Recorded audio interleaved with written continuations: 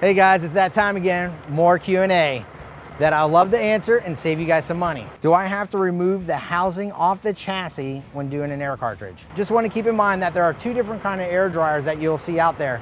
The one that should be pretty easy to see, if you remember, there's a spin-on style, which that air dryer will still be mounted to the truck or the air tank or even underneath the frame. So that one, you just got to deplete the air and then screw that cartridge on.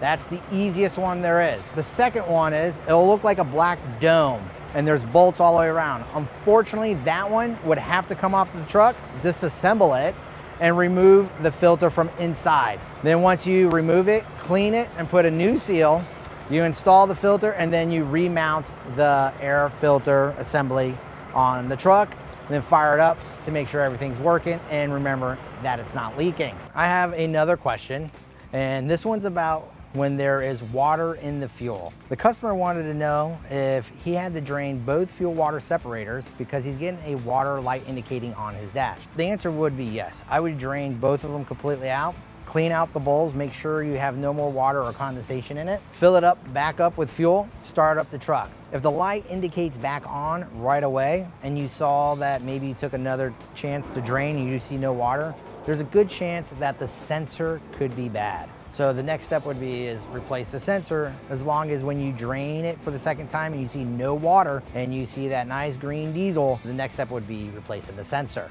And that should resolve your problem and the light should go out on your dash. So question number 3, the guy left me a question online, which I answered, and all I want to do is tell you guys all about it. I have a Kenworth T680, and when he stops and churns the steering wheel, he hears a clicking noise. That is actually pretty common, especially with an older truck.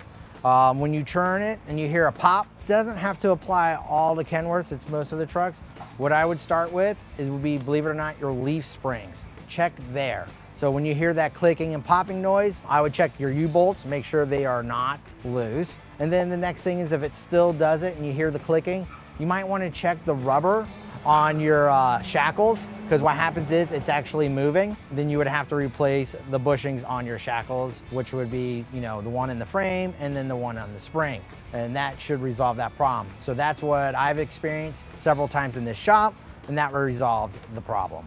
All right guys, so here's the thing. I answered a question not long ago. It's about a steering issue. The question is, if you accidentally add gear oil into the steering system, will it cause harm, and what do you need to be done? So the answer is yes.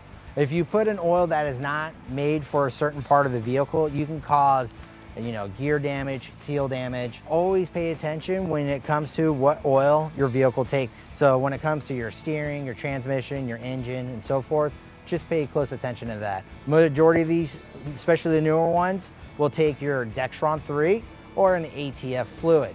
I would flush everything out, put a new filter, make sure you bleed it maybe a little bit more. So if it fills all the way up, take on the bottom of the gearbox, purge some more of that out. Just have a good flush. I would probably go maybe 2 quarts more than usual to flush all that out, and you should be good to go. These were the Q&As that I've received. Loved them. If you guys like what you saw today, don't forget to pound that like button. If you guys have any questions, please leave them at the bottom.